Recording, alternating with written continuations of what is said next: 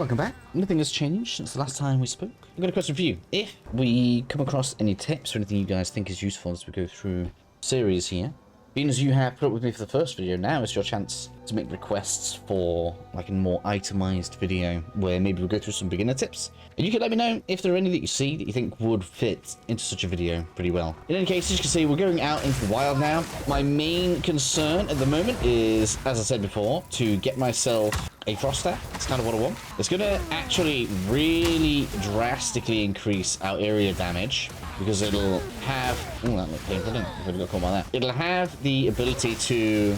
Instead of us firing the single firebolt we're firing now, we'll be able to... Why? It looked like I saw loot there, but I couldn't pick it up. I don't think we turn loot off, can we? Anyway, as I was saying, it'll have the ability to launch a load of ice fragments, so it'll cover way more enemies than the individual ones we're doing right now. Ooh, we've got an uncut skill gem, that's very nice. So if we do get ourselves a secondary skill gem, let's take a look. What should we take? I am going to recommend that we take Flame Wall. Technically, we are not going to keep this in the build at all. We're more likely to keep Frost Nova, but if we put this somewhere nice and convenient, this is actually going to make it so that projectiles that pass through it do more damage. So that's going to mean if we see some enemies like this, we know we're going to be doing some damage. We can put that down in advance and expect to take things down much quicker, which is just quite handy for us to be able to do. I think it's a bit of a distraction, and in more intense fights, I don't like it very much. It can pair much better with minion builds because we can attach an old favorite called SRS to it, which is going to make it so that when we do that, a bunch of skulls appear and start attacking other enemies. But that's really not working very well for us right now, so we don't care about that too much, in my opinion. So yeah, if we can keep stuff inside of that, that's good. If we get a support that makes that speed up, it gets way, way nastier as a skill. We're just going to pick everything up for now. Or ordinarily, I would suggest only pick up things that are valuable, but right now I really want some gold so I can say, hey, look, I've got a new frost staff that I didn't pinch from another character, because I know it's going to be a thing people say. Okay, let's grab all this. I'm just going to completely fill my inventory. I shouldn't, but I'm going to. Ooh, another level. Look at that. As I said, we're just going to go pretty blindly up to here. We're looking for spell damage. Mana regen is actually very good for this character and my intentions for it. But we're going this way around because we really just need clear speed right now, and that's exactly what we're concentrating on first. You could take this all the way up here if you want, but I'm going to finish at Path of Winter, and I think I'm going to come across again for some cast speed, some energy shield, some tough... Oh, maybe... Okay, maybe we'll just pass straight up, and then we'll get the penetration in time, hopefully, for when we get weapon passives, which is a good thing. I'm getting distracted already. I'm so sorry. See what I mean by the fire can be a bit distracting? It's kind of did nothing for us there. They ran through it and all, but unless we're quick in getting it off, like now, not necessarily great. And again, we should have a bit more sight on things here. So something very important for me to point out right here is this. So this bearer of the rotten pack, you can see has the little plus sign on the skull. That means it's going to give you a permanent benefit. So if you ever see that plus sign, make sure you go and find that boss. Now, we're going to clear the whole map anyway, so we should find it, but I want to make sure you guys can see this. If you want to see, you can see at the top there, we have, if I try and, well, it disappears, so I can't quite point at it for you, but you can see that symbol. But I want to point at the cross, because there are other markings on the map that will have that cross, which means that they will give you permanent buffs. So if you want to clear through maps fast and don't want to deal with everything on the map, that's something that you can use to your advantage to make sure that you haven't missed anything completely important. I filled my inventory for the first time. It's already giving me the tool tips. You guys should already know this, but we get to nip back to town and we're going to go ahead and we're going to sell some of this. Now, there is going to be a question, and I keep on getting asked this question, and I don't have a direct answer for you, I'm afraid. Is it better to disenchant or is it better to sell in general? I don't entirely know. What I do know is the best thing to do first is to check that you haven't picked anything superior up that we can disenchant, that we can break down, should I say. If we don't have anything, which we don't, it'll highlight it when you click this. It'll either say superior on the item or it'll have a socket on it. It's pretty obvious. I'll try and show you one as we go through. Then the next thing we can either do is sell or disenchant. And it's 6 of one, half of a dozen of the other. We can either sell for gold, right? We can keep on selling for these bits of gold like this, nice and easy. We actually have, is that improved? 50? 50? No. Okay, and that's going to build up some gold. And with the gold, we can purchase something that we can see. So we know exactly what we're going to be getting with that gold. We're going to put that on.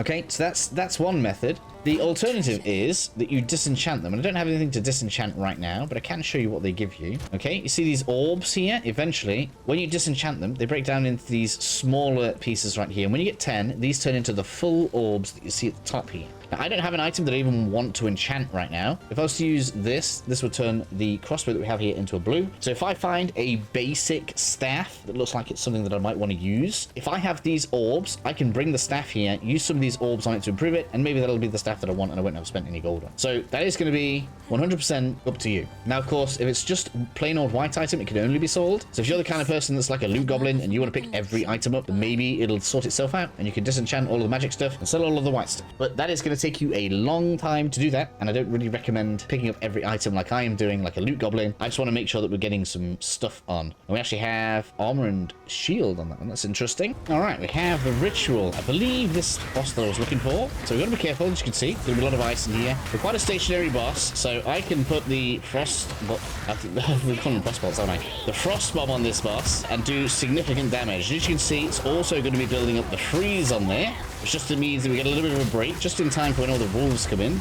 I just gave him my first death. How humbling. We would already be out of parkour right now. So we're going to start this again. We've got to be careful in here. That's the thing, right?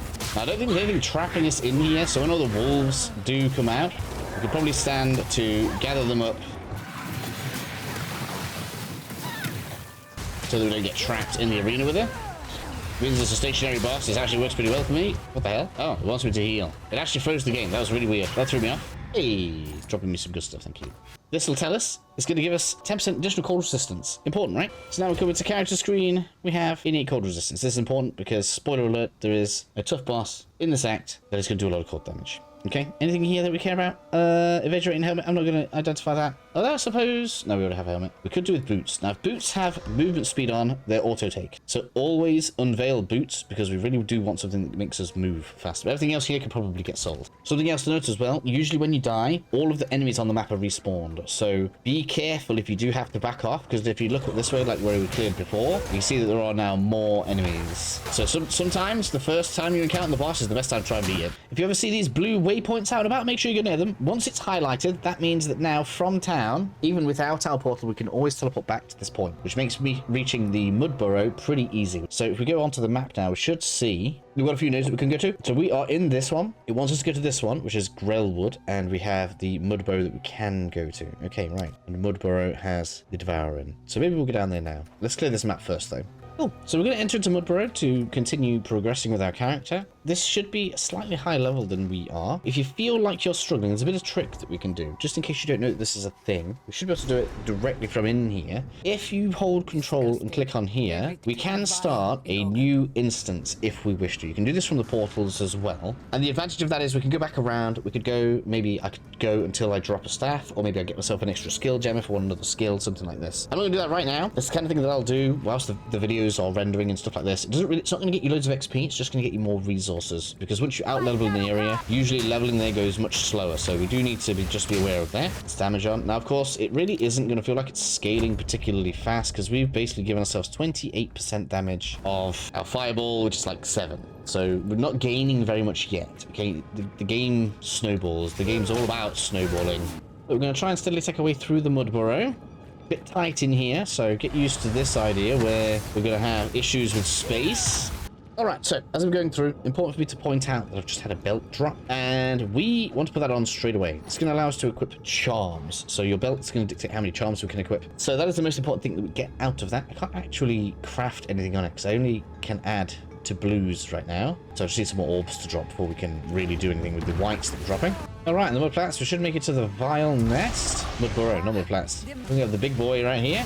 We're going to make sure that we get frost bomb to go off on it. We can only hit the head, if I remember rightly, so we do need to be aiming at the front.